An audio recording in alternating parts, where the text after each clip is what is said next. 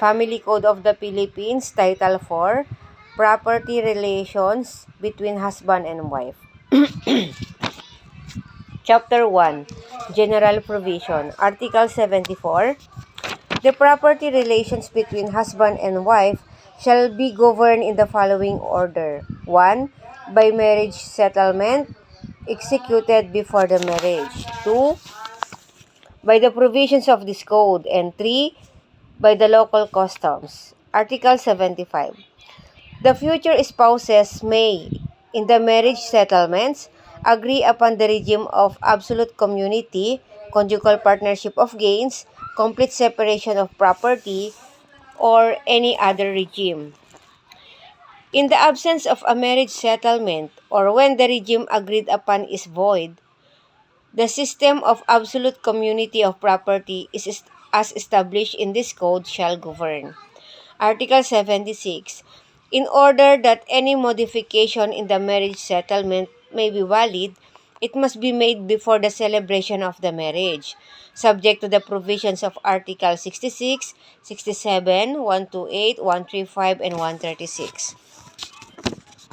Article 77. The marriage settlement and any modification thereof shall be in writing, signed by the parties and executed before the celebration of the marriage. They shall not prejudice third persons unless they are registered in the local civil registry where the marriage contract is recorded, as well as the proper registries of property.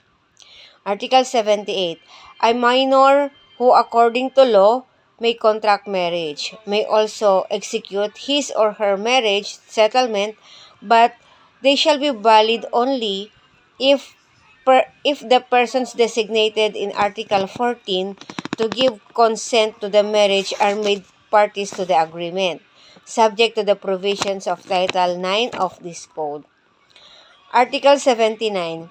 For the validity of any marriage settlement executed by a person upon whom a sentence of civil interdiction has been pronounced, or who is subject to any other disability, it shall be indispensable for the guardian appointed by the competent court to be made a party thereto. Article 80. In the absence of a contrary stipulation in the marriage settlement, the property relations of the spouses shall be governed by the Philippine laws, regardless of the place of the celebration of the marriage and their residence. This rule shall not apply 1. Where both spouses are aliens. 2. With respect to the extrinsic validity of contracts affecting property not situated in the Philippines. And 3. And executed in the country where the property is located. And 3. With respect to the extrinsic validity of contracts entered into the Philippines but affecting property situated in a foreign country whose laws requires different formalities for its extrinsic validity. Article 81. Everything stipulated in the settlements or contracts referred to in the preceding articles in consideration of a future marriage, including donations between the prospective spouses made therein, shall be rendered void if the marriage does not take place. However, stipulation that do not depend upon the celebration of the marriage shall be valid. Chapter 2. Donations by reason of marriage. Article 82. Donations by reason of marriage are those which are made before its celebration, in consideration of the same, and in favor of one or both of the future spouses. Article 83. These donations are governed by the rules on ordinary donations established in Title 3 of Book 3 of the Civil Code, insofar as they are not modified by the following articles. Article 84.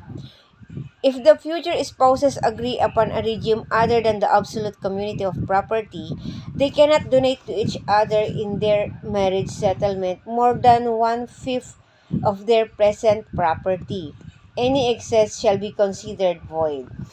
Donation of future property shall be governed by the provisions of testamentary succession and the formalities of wills. Article 85. Donation by reason of marriage of property subject to encumbrances shall be valid. In case of foreclosure of the encumbrances and the property is sold for less than the total amount of the obligation secured, the donee shall not be liable for the deficiency. If the property is sold for more than the total amount of said obligation, the donee shall be entitled to the excess. Article 86. A donation by reason of marriage may be revoked by the donor in the following cases. 1. If the marriage is not celebrated or judicially declared void ab initio, except donations made in the marriage settlements which shall be governed by Article 81. 2. When the marriage takes place without the consent of the parents or guardian as required by law. 3. When the marriage is annulled and the donee acted in bad faith. 4. Upon legal separation, the donee is being the guilty spouse. 5th, if it if it is with resolutory condition and the condition is complied with. 6. When the donee has committed an act of ingratitude as specified by the provisions of the Civil Code of the nation in general. Article 87. Every donation or grant of gratuitous advantage, direct or indirect, between the spouses during the marriage shall be void, except the spouses except moderate gift which the spouses may give each other on the occasion of any family rejoicing. The prohibition shall also apply to persons living together as husband and wife without a valid marriage license. Without a valid marriage. Chapter 3, System of Absolute Community, Section 1, General Provision, Article 88. The absolute community of property between spouses shall commence at the precise moment that the marriage is celebrated. Any stipulation, expressed or implied, for the commencement of the community regime at any time shall be void. Article 89. No waiver of rights, interests, shares, and effects of the absolute community of property during the marriage can be made except in case of judicial separation of property. When the waiver takes place upon the judicial separation of property or after the marriage has been dissolved or annulled, the same shall appear in a public instrument and shall be recorded as provided in Article 77. The creditors of the spouse who made such waiver may petition the court to rescind the waiver to the extent of the amount sufficient to cover the amount of their credits. Article 90. The provisions on co-ownership shall apply to the absolute community of property between the spouses in all matters not provided for in this chapter. Section 2. What constitutes community property? Article 91. Unless otherwise provided in this chapter or in the marriage settlement, the community property shall consist of all the property owned by the spouses at the time of the celebration of the marriage or acquired thereafter. Article 92. The following shall be excluded from the community property. 1. Property acquired during the marriage by the gratuitous title by either spouse, and the fruits as well as the income thereof, if any, unless it is expressly provided by the donor, testator, or grantor that they shall form part of the community property. 2. Property for personal or exclusive use of the either spouse. However, jewelry shall form part of the community property. 3. Property acquired before the marriage by either spouse who has legitimate descendants by a former marriage, and the fruits as well as the income, as the income, if any, of such property. Article 93. property acquired during the marriage is presumed to belong to the community unless it is proved that it is one of those excluded therefrom. Section 3. Charges upon and obligations of the absolute community. Article 94. The absolute community of property shall be liable for 1. The support of the spouses, their common children, and legitimate children of either spouse. However, the support of illegitimate children shall be governed by the provisions of this code on support. 2. All debts and obligations contracted during the marriage by the designated administrator spouse for the benefit of the community or by both spouses or by one spouse with the consent of the other. 3. Debts and obligations contracted by either spouse without the consent of the other to the extent that the family may have been benefited. 4. All taxes and expenses for mere preservation made during marriage upon the separate property of either spouse used by the family. 6. Expenses to enable either spouse to commence or complete a professional or vocational course or other activity for self-improvement. 7. Antenuptial debts of either spouse insofar as they have redounded to the benefit of the family. 8.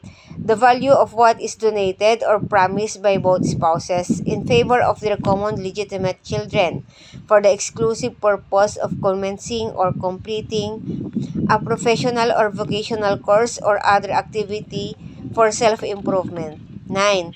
Antenuptial debts of either spouse other than those falling under paragraph 7 of this article. The support of illegitimate children of either spouse and the liabilities incurred by either spouse by reason of a crime or a quasi-delict in case of absence or insufficiency of the exclusive property of the debtor spouse, the payment of which shall considered as advances to be deducted from the share of the debtor spouse upon liquidation of the community. And 10. Expenses of litigations between the spouses unless the suit is found to be groundless.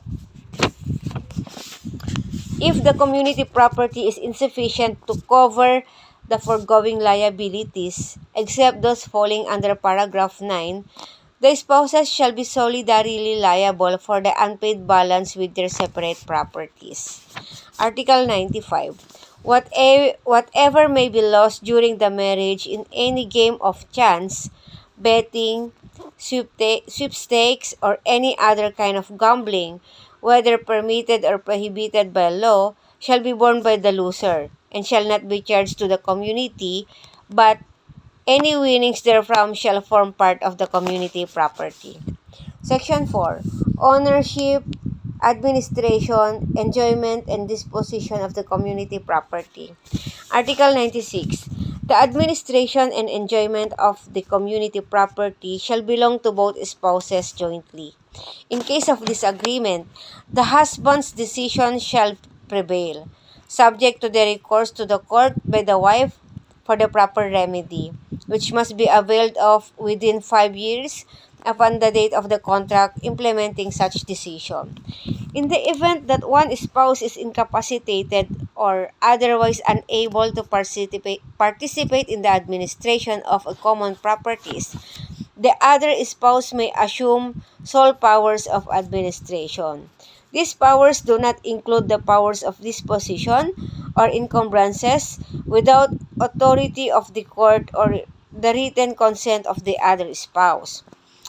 In the absence of such authority or consent, the disposition or encumbrance shall be void. However, the transaction shall be construed as a continuing offer on the part of the consenting spouse and the third person, and may be perfected as binding contract upon the acceptance by the other spouse or authorization by the court before the offer is withdrawn by either or both offerors. Article 97. Either spouse may dispose by will of his or her interest in the community property. Article 98. Neither spouse may donate any community property without the consent of the other. However, either spouse may, without the consent of the other, make moderate donations from the community property for charity or on occasions of family rejoicing or family distress. Section 5. Dissolution of Absolute Community Regime. Article 99. The absolute community terminates 1. Upon the death of either spouse. 2. When there is a decree of legal separation. 3. When the marriage is annulled or declared void. 4. In case of judicial separation of property during marriage under Articles 134 and 134 to 138. Article 100.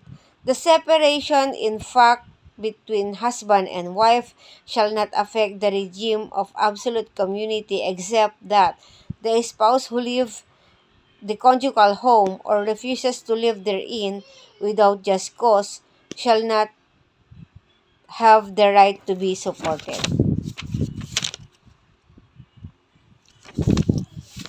2.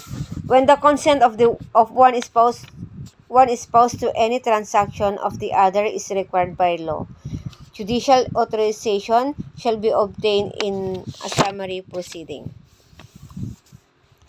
3. In the absence of sufficient community property, the separate property of both spouses shall be solidarily liable for the support of the family. The spouse present shall, upon proper petition in a summary proceeding, be given judicial authority to administer or encumber any specific separate property of the other spouse, and the use and use the fruits or proceeds thereof to satisfy the latter's share. Article 101. If a spouse without just cause abandon the other or fails to comply with his or her obligations to the family, the aggrieved spouse may petition the court for receivership, for judicial separation of the property, or for authority to be the sole administrator of the absolute community, subject to such precautionary conditions as the court may impose. The obligations to the family mentioned in the preceding paragraph refer to marital, parental, or property relations. A spouse is deemed to have abandoned the other when he or she has left the conjugal dwelling without any intention of returning. The spouse who has left the conjugal dwelling for a period of 3 months or has failed within the same period to give any information as to his or her whereabouts shall be prima facie presumed to have no intention of returning to the conjugal dwelling. Section 6. Liquidation of the absolute community assets and liabilities. Article 102. Upon dissolution of the absolute community regime, the following procedure shall apply. 1.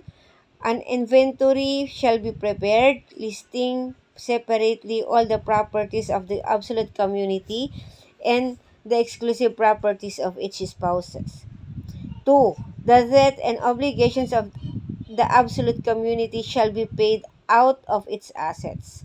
In case of insufficiency of said assets, the spouse shall be solidarily liable for the unpaid balance with their separate properties in accordance with the provisions of the second paragraph of Article 94.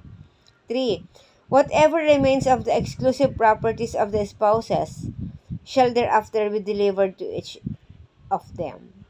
4. The net remainder of the properties of the absolute community shall constitute its net assets, which shall be divided equally between husband and wife, unless a different proportion or division was agreed upon in the marriage settlements, or unless there has been a voluntary waiver of such share as provided in this code.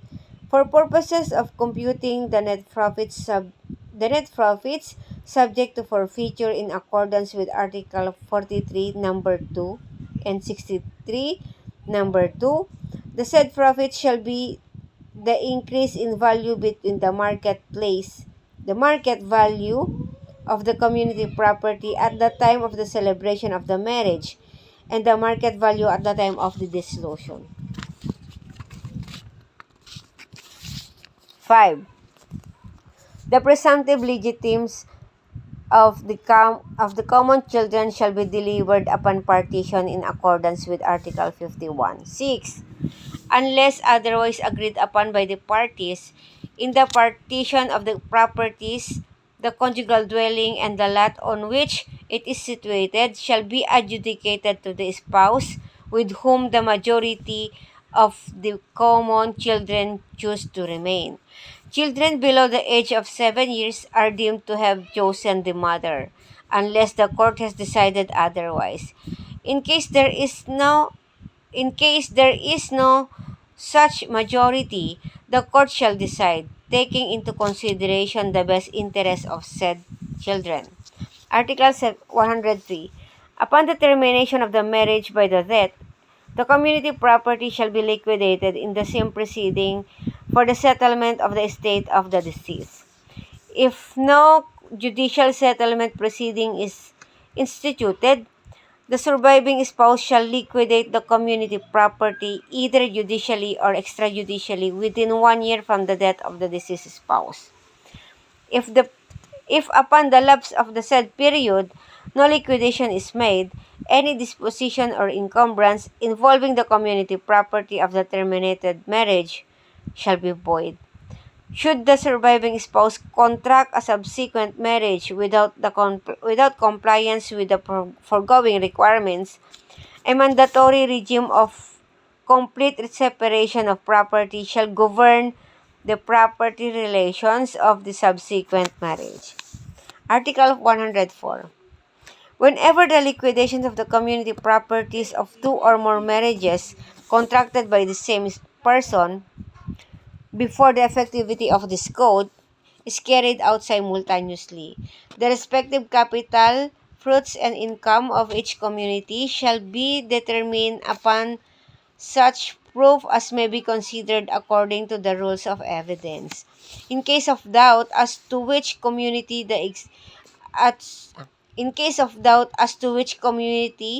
the existing properties belong, the same shall be divided between or among the different communities in proportion to the capital and duration of each.